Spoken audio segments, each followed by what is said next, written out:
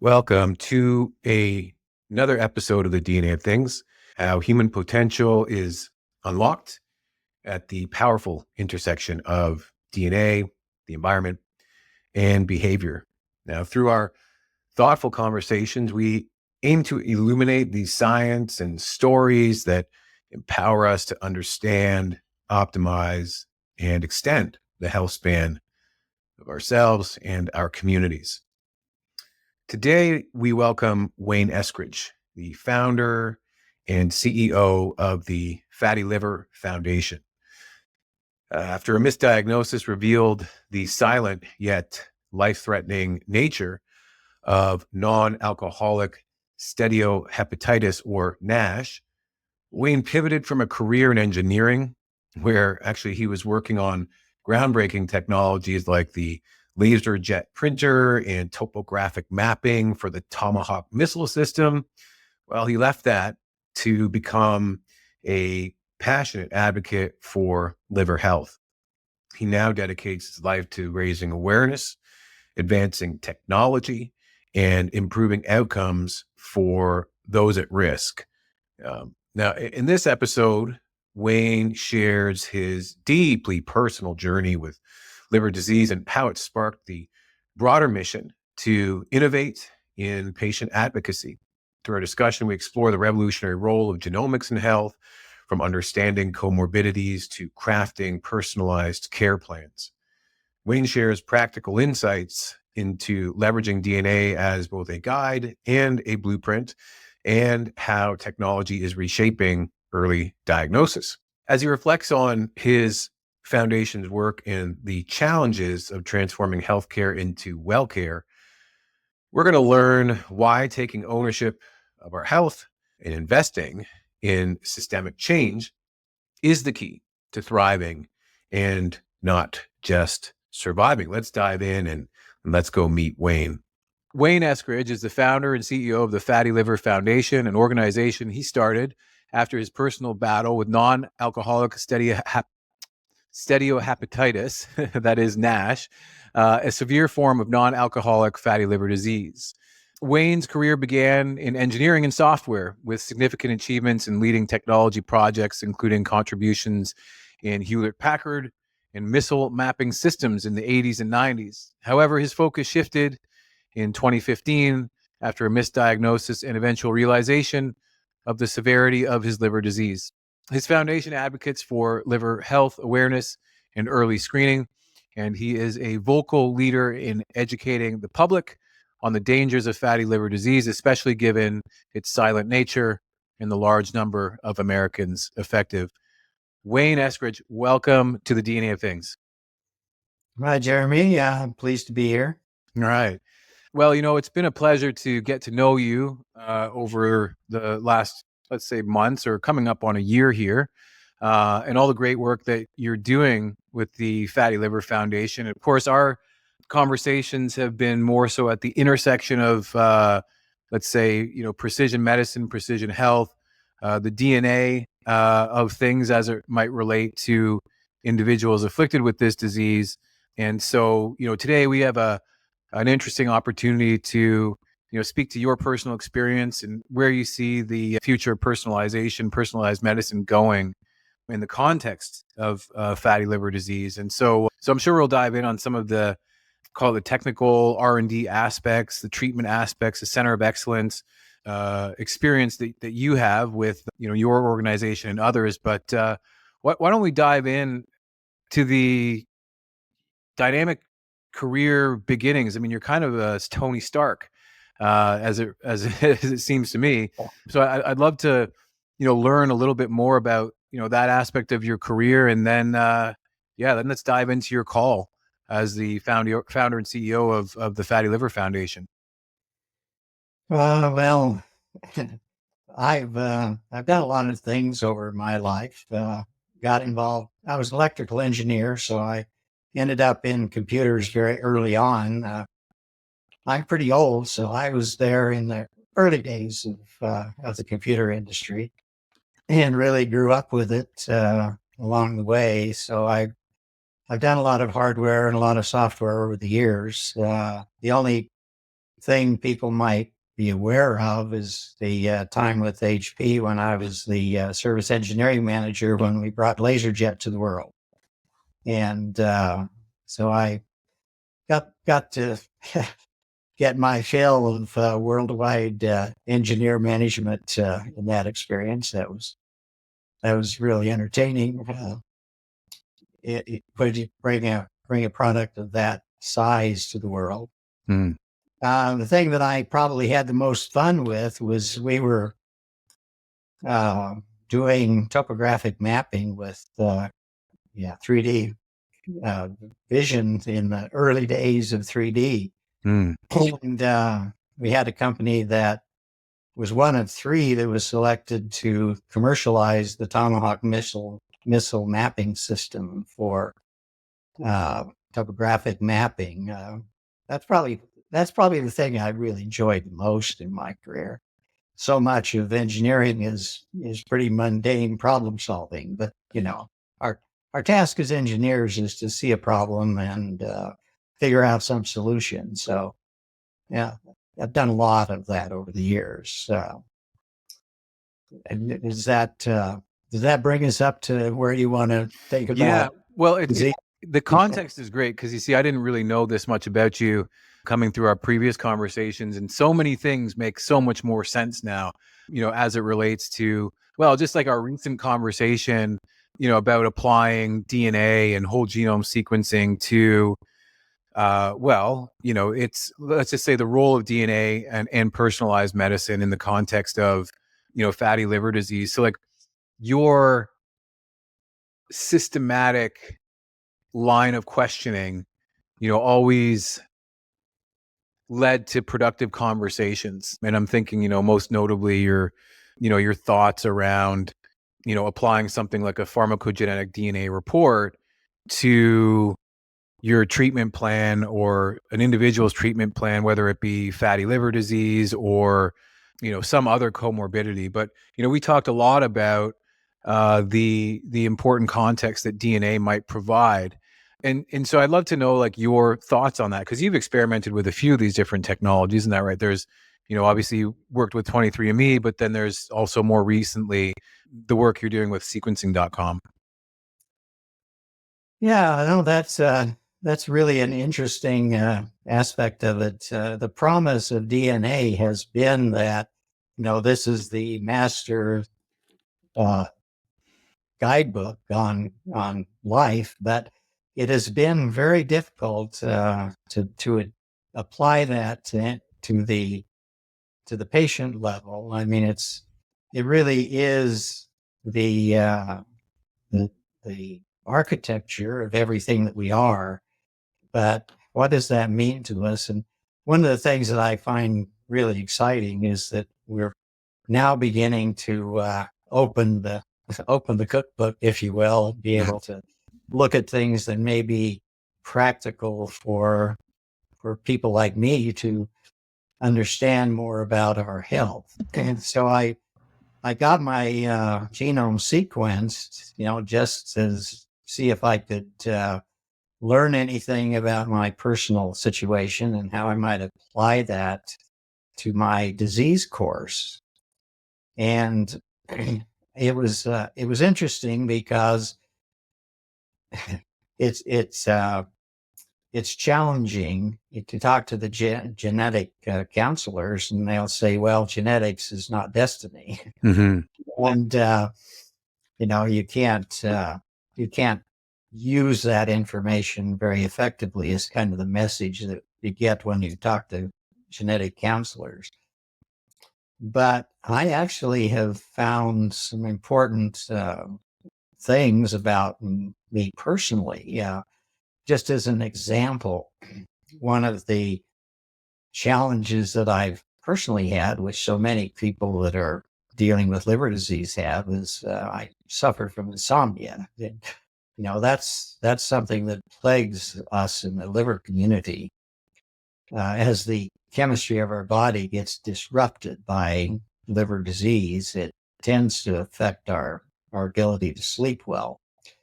And in the genome sequencing, I learned that I have a decreased ability to process several of the insomnia drugs that people have prescribed for me. Huh. And, I have been unsuccessful at using that kind of pharmacology, but we never knew why. Mm-hmm.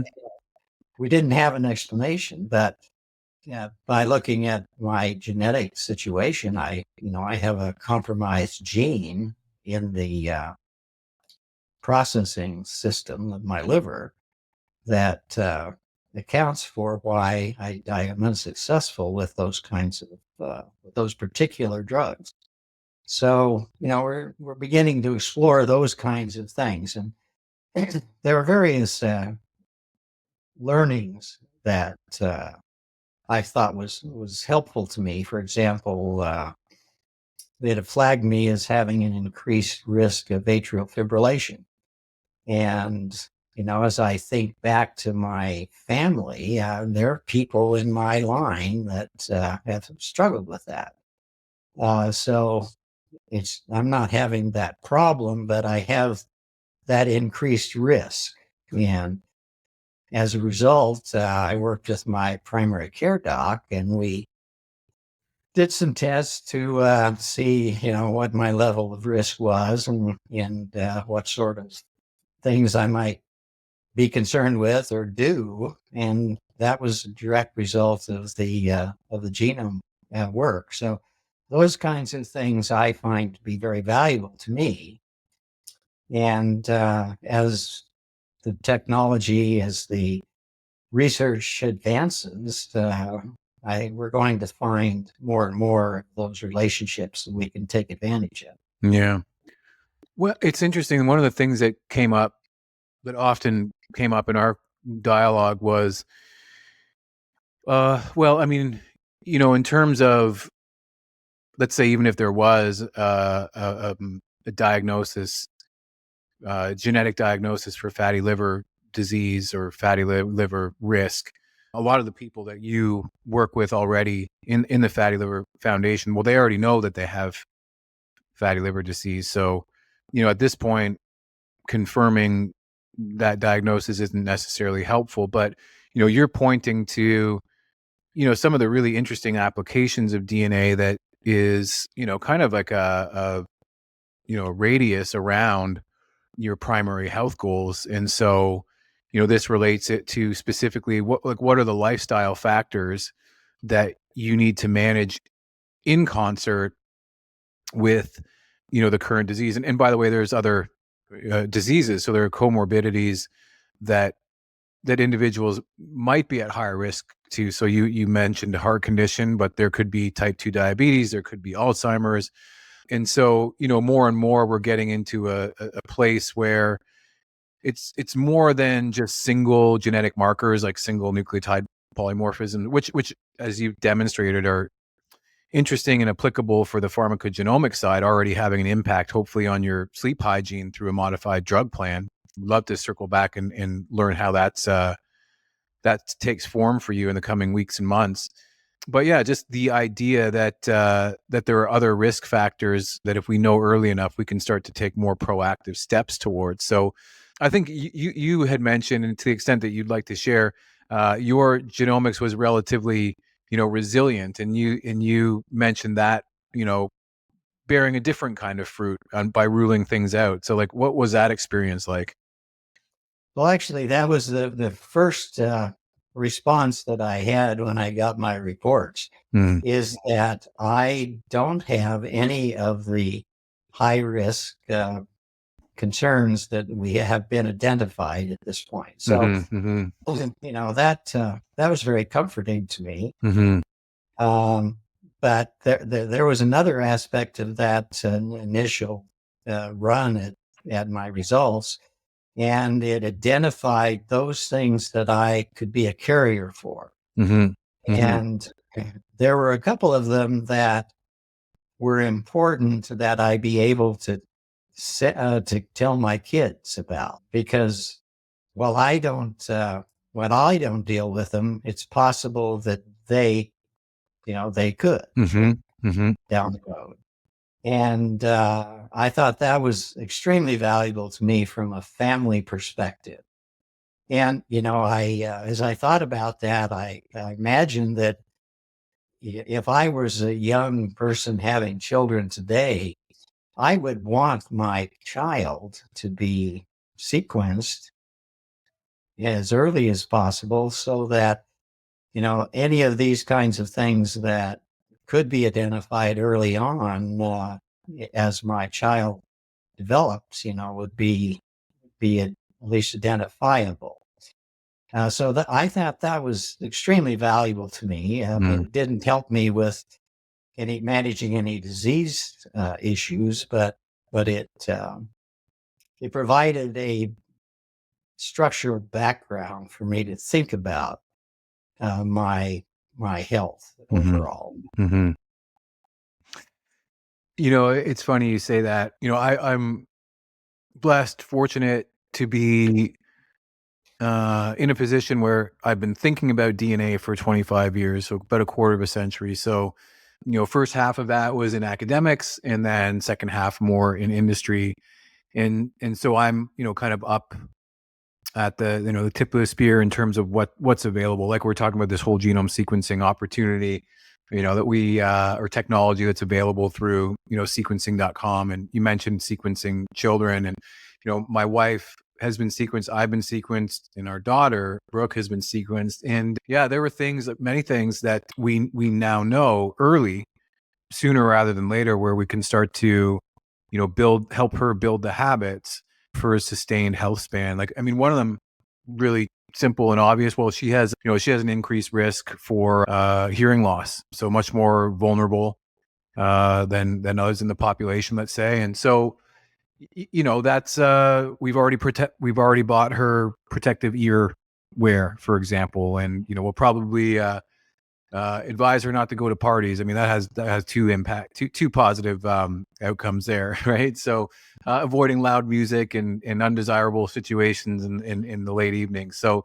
but there are many things like nutritionally, for example. Like I don't have issue with the MTHFR gene, but my wife does, and it turns out that our daughter Brooke got my wife's copy of the MTHFR gene. So it's the two of them have different nutritional requirements compared to me. So, for them, B9 or folate supplementation is a must. Versus for me, it's like, well, as long as I get that from, fruits and vegetables, let's say, I'm going to be doing okay. But, the long-term effects of avoiding something like that is increased levels of homocysteine, inflammatory compounds leading to, mental health issues and cardiovascular issues. And so, there's literally hundreds of things like that I can start to educate my daughter on.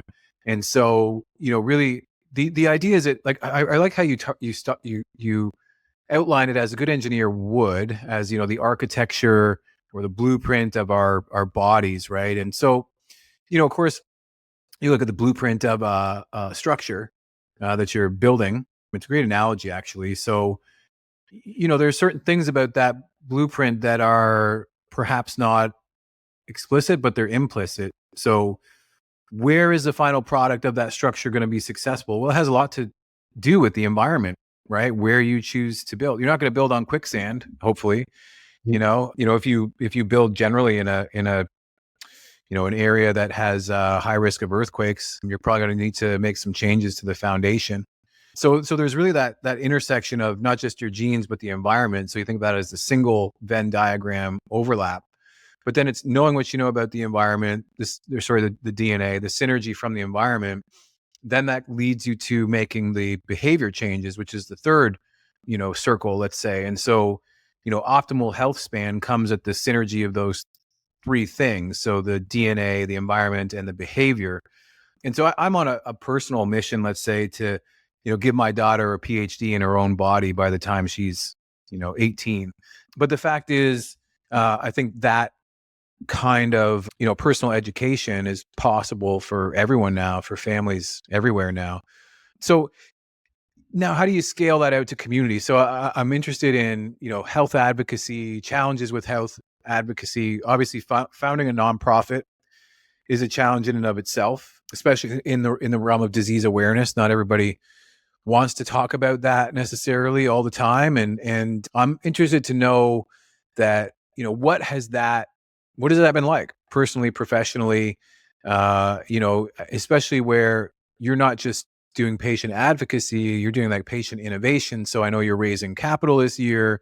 You're looking at, pulling to bear different technologies like DNA, like AI, so people get a more hopeful future and more personalized future. But what's that journey been like for you?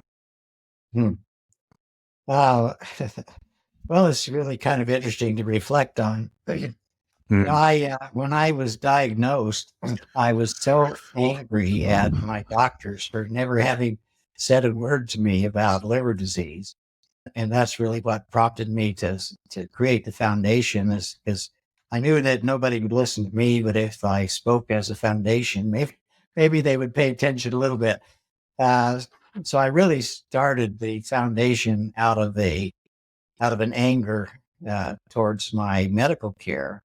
Hmm. I did. I did come to the conclusion that I really shouldn't be so mad at my doctors, because they were doing what was they were instructed to do. It was the standard of care at the time, and the standard of care was not helpful to us as patients, but it has improved over time. So we've kind of been in that evolution of improving the way that patients are managed, and it's really a lot better now.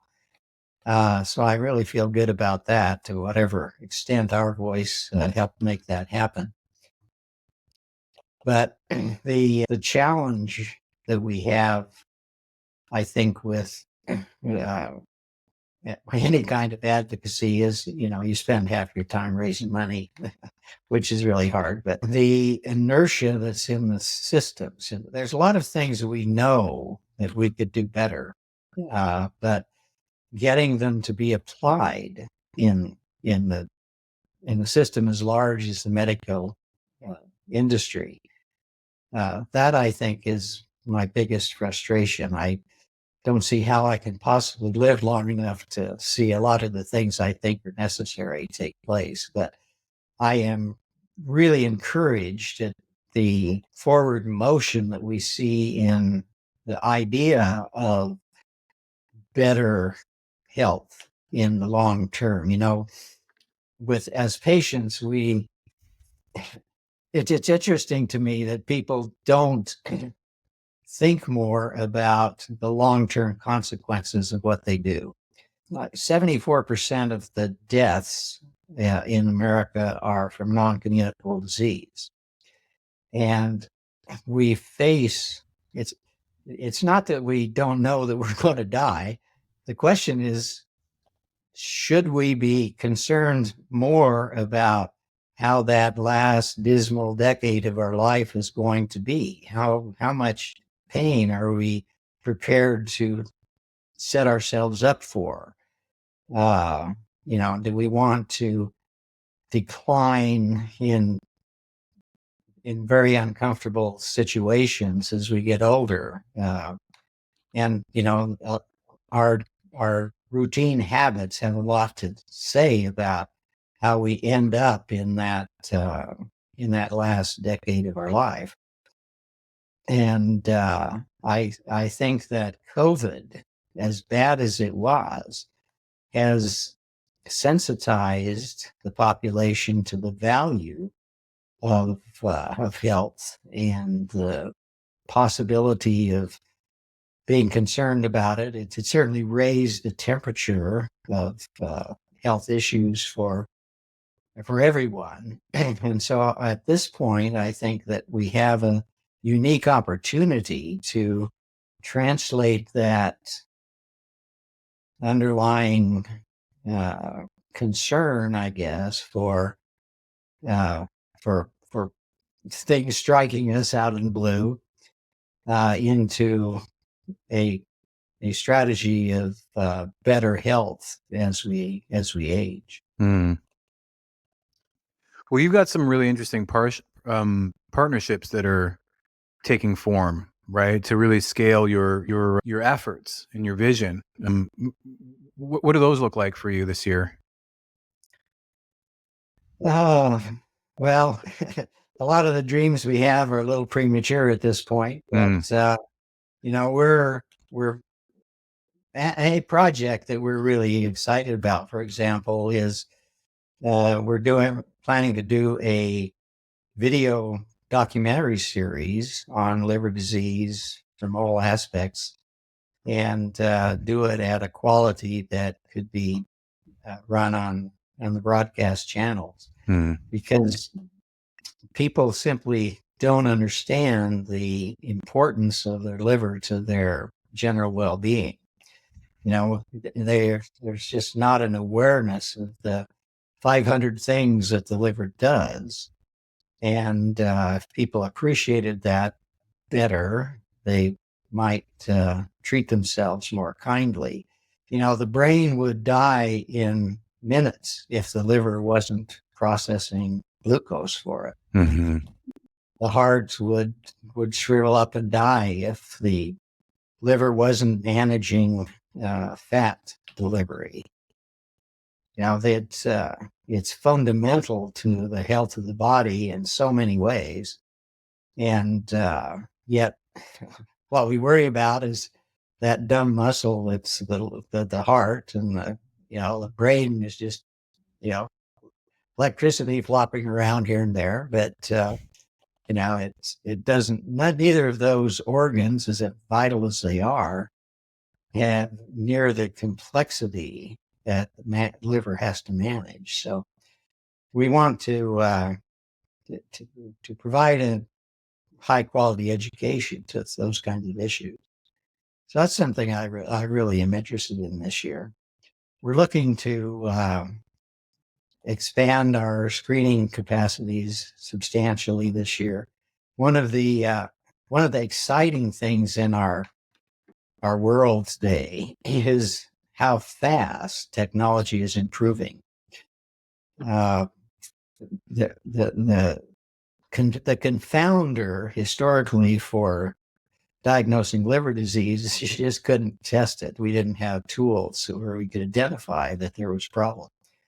But today we're having increasing number of non-invasive tests that allow us uh, to characterize liver and where it is. And so as those become more available, it's going to make a big difference in how we're able to convince people that this is something that they can pay attention to and should. Mm. Those are broadly the kinds of outreach focus that we're trying to develop, in this coming 2 or 3 years. Mm. So education and awareness obviously is a huge part of, your advocacy initiatives, but you're even beyond that. You're on innovation as well. And I guess that's not surprising given your background in technology. Any projects in particular that you have going in the world of innovation? Because fatty liver, as important as it is to you, I think it's now apparent to me, like you do see this as a model that could really be extended and applied to any in all disease states in terms of like personalization, in terms of leveraging big data and innovation and cross industry partnerships. What does that landscape look like for you? Well, you're right. We come from liver, and that's a key focus to us. But on a broader perspective, our goal is wellness in general, and liver disease is simply a token on that railroad, if you will. Hmm. Excuse me. So where do we go with innovation? The thing that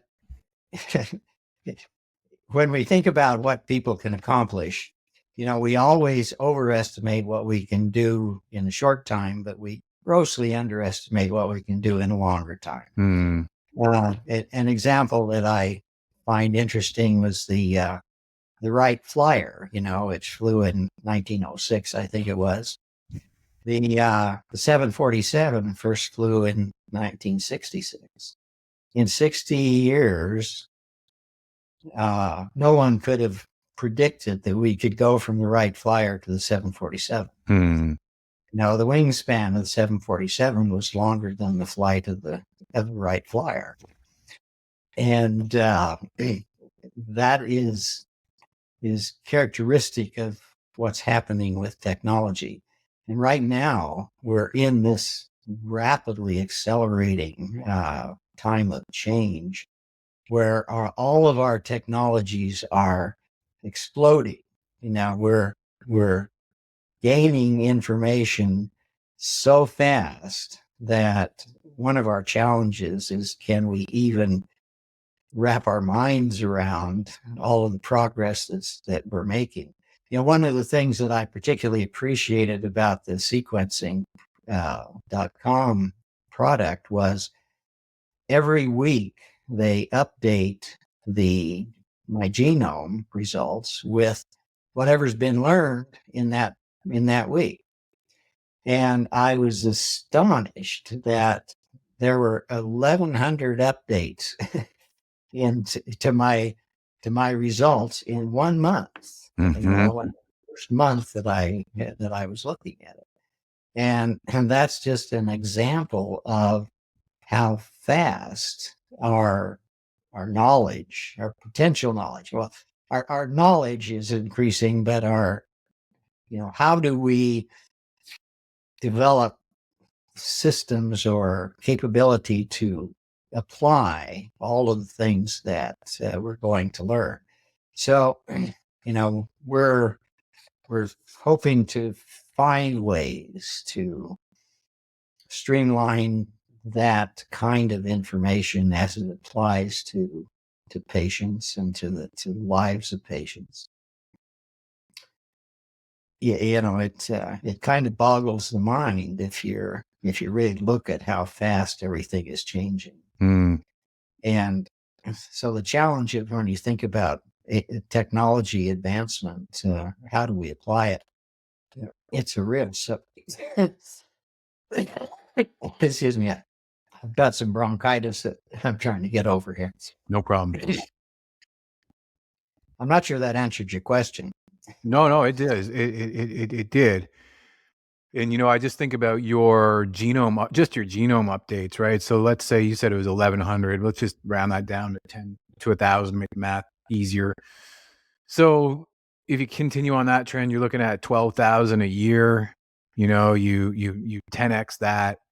Over 10 years, that's like 120,000 new discoveries that potentially relate to your genome.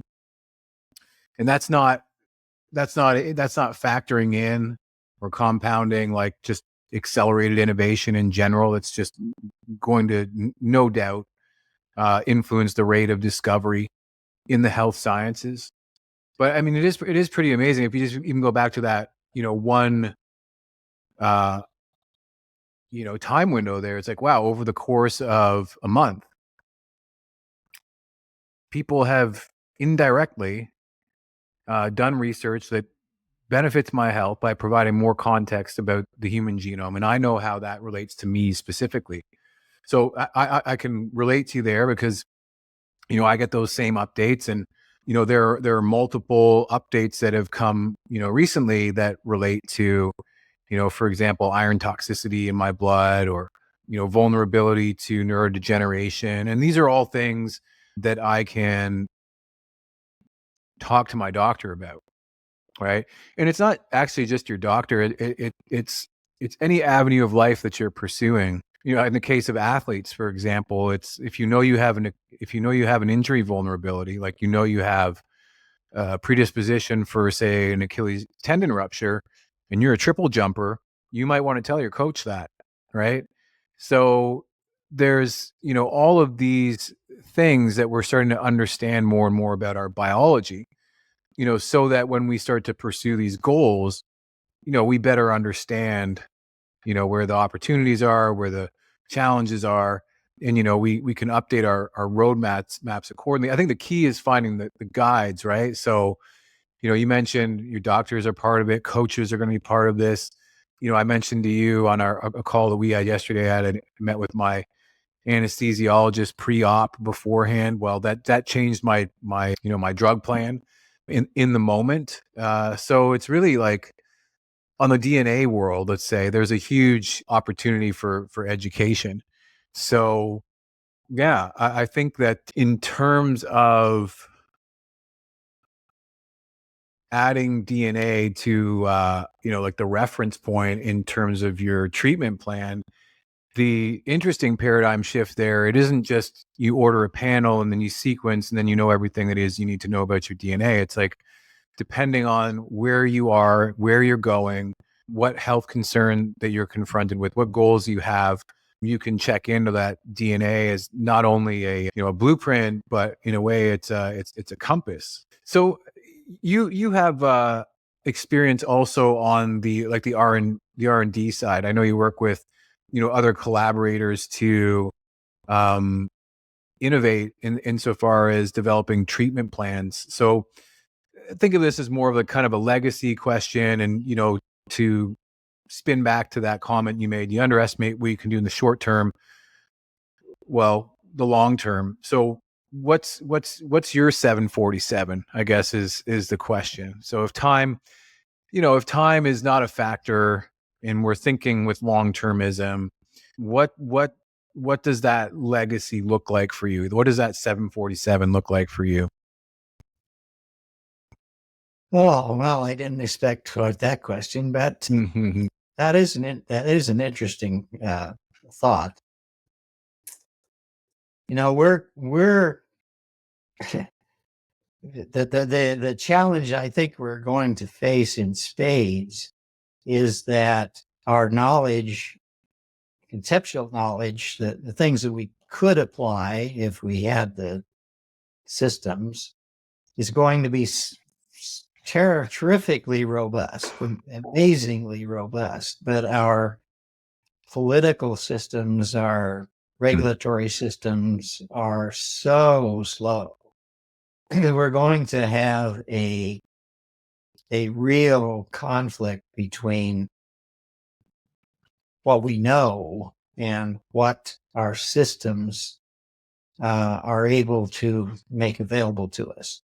So well, this goes back to like the challenge that you had to get over in terms of perspective, being angry with your doctor, I'm assuming. well, it's that, as well as we deal with the FDA and people, Right. systems like that are well, as an example, one of the great frustrations for us as patients today is that the standard of care uh, for for managing patients is to now screen for early stage disease, and we have a protocol for that is recommended that the primary care physicians adopt. Now, getting the medical profession to actually perform those protocols is terrifically burdened. I mean, it's very, very slow, and it doesn't, and they don't. It's not that they are ill-willed at all. It's just that they have so many tasks they're already burdened with. They don't need to engage with. They don't really want to engage with slow motion, non-communicable disease. They're symptom responders. They're not wellness promoters. And that whole dialogue is fraught. So even though institutionally we have achieved what one of our goals was to promote early diagnosis, but getting the system to do it, that's a real challenge. Hmm.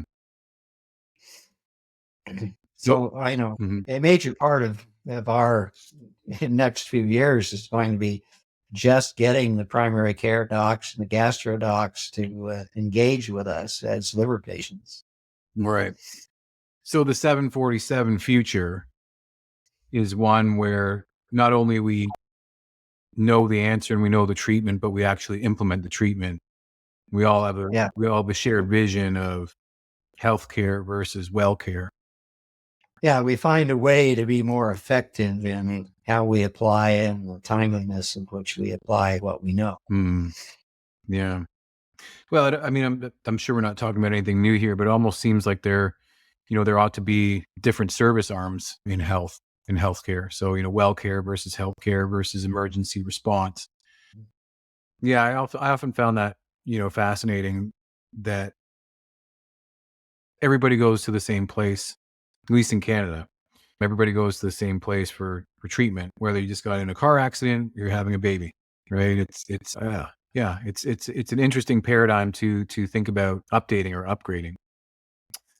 Yeah, Um, our whole system is a crisis intervention right, model. right, It's not a wellness model. right, right. And the value of a wellness model is easy to prove, but it's very difficult to implement because all of our measurement tools are short term and the payoff from wellness is long term. And, we haven't figured out how to really have any effective strategies for funding the wellness cycle.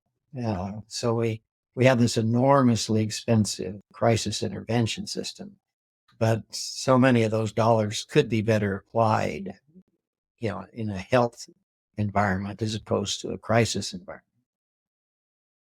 Well, that requires a lot of forethought, doesn't it? Yeah, it's not something we're really good at with our political system. Well, it's the whole premise or idea that you plant the acorn in the future, not knowing who's going to benefit from the shade of the tree, but that somebody will benefit from the shade of the Mhm. tree, and that's just a different paradigm in thinking. I struggled with this as a founder raising capital, and it's not that I struggled with it. I thought about this. There's a class of investor called the angel investor. You're probably familiar with, there's the angel investors and there's venture cap and then there's private equity, and venture cap and private equity have their specific models, their specific targets. And angel investors, I thought that it was like, you really even take a page out of history. It's like an angel investor, somebody investing in, well, just doing good so they get into heaven kind of thing is the way that I, look at it. So it's, I think, more almost, philanthropic. So, I mean, maybe, as you're starting to do your fundraising, that's the place to start looking, is for those people who plant the acorns for future generations. Well, I think that's a reasonable thought for sure. One of the things that I find interesting in this country is that there's an enormous amount of wealth Mm-hmm. out there, Mm-hmm. and so many of those people, they control enormous resources, and they have those things that they feel passionate about, and they spend money on them in a philanthropic environment or as a business strategy. But very often they're really not focused on their personal uh, welfare longer term. Mm. Now, people tend to be short term focused, if you will, even in that kind of environment. And it's like we were saying a little earlier, everybody's going to end up in that place where their body is going to hell. And, what kind of journey do you want that to be? Mm-hmm. And it seems to me that it would be rational to deploy some of those vast resources to that longer term, excuse me, uh, to longer term strategies and better better health in a dismal decade. Mm. So, Wayne, at the top of the call, I asked you 3 questions that I was foreshadowing and said I would ask at the end. So the question that I ask is, what have we been saying without saying it? So specifically, what is it that we want to say to people? What would we want to say to people? What's the message we want to get across if this is your last podcast? I guess the real message is that what I would say to people is you need to become your own advocate, your own your own guide. The tools are available, but you need to deliberately live a life that rewards you long term, because I can guarantee you that the consequences of poor health as you get older are things that you really wish that you had paid attention to when you're younger. Mm-hmm. So being more proactive and recognizing that you can't rely on your physician to be your guide. Mm-hmm. So then if we're talking about what one person or what group of people does this message need to reach beyond all others, who would you say that is? I think it's the philanthropic community. Mm-hmm. There's a lot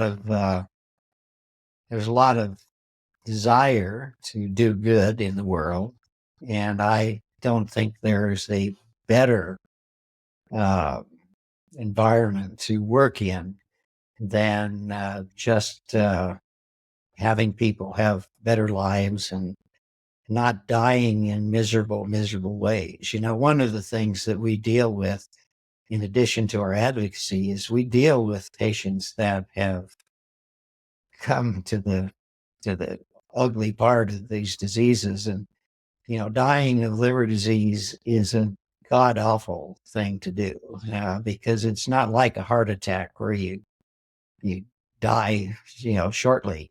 When you have a liver disease, you die by inches over several years. And, you know, we have lots of people in that situation in our society and in our foundations. And it really emphasizes to me how important, avoiding that kind of situation is. Mm-hmm. Mm-hmm. And the people that control the resources that could make a difference, really, I'd like to have them be serious about that. Mm-hmm. Mm-hmm. Got it. Well, Wayne, given our conversation, given your network, who would you nominate? Who has to be on the DNA of things? Have you ever had the Sano genetics guy, Patrick? You know what? I did have Patrick on. Yes. Yeah, Patrick Well, Stewart. he's the one that came to mind. He's a very much a leader in this environment. Yeah. Well, you know what? Maybe it's time to circle back. Maybe you know what? It's been 20 or 30 episodes since he's been on. So maybe it's time to circle back. So well, thank you for that. Wayne, so let's say that you have the philanthropic angel investors listening. What's the best way for people to get in touch with you? Well, we're easily found at our website, fattyliverfoundation.org. Awesome. Okay. Well, I'll make sure I post those in the show notes. Well, I'll tell you what, Wayne, thank you so much for everything that you're doing and all that you will be doing to build that 747. It's been a pleasure having you on the DNA of Things. Yeah, it's been a pleasure to talk with you, Jeremy. All right. Well, that's a wrap. And as we close, Wayne Eskridge reminds us that health is a choice we make daily. His journey from engineering marbles to revolutionizing liver health advocacy serves as a call to adventure, a call to action, a call to be proactive, to educate ourselves and to embrace tools like DNA and behavioral change science that empower us to thrive. Today's conversation revealed that your blueprint is not your destiny. It's your starting point. And by aligning your DNA, environment, and behavior, you can build a healthier, longer, and more vibrant life. Now, if Wayne's mission inspired you, consider supporting the Fatty Liver Foundation. You can check it out at fattyliverfoundation.org, or by sharing this episode with someone who needs to hear it. Let's grow this movement of wellness and knowledge, one listener at a time. Thank you all so much for joining us again on another episode of the DNA of Things. We'll see you next time.